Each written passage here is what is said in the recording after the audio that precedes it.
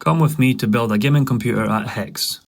We had a customer come in recently showing us a spec sheet of a gaming PC from Curry's, and they asked us if we can do something like this for a better price. Not only did we do it for a better price, we also installed better quality and higher spec components, so that the customer can get the best performance for their money. We started off with a lovely Antec C3 RGB case for that serious gaming look.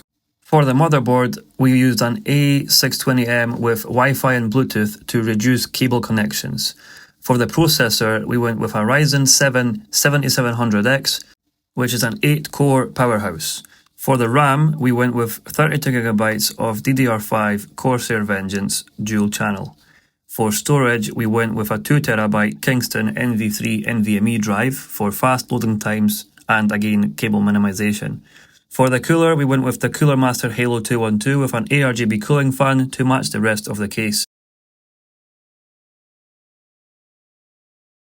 For the power supply, we went with a Corsair RM650E, fully modular so that we had full control over which cables we're going to use and not use.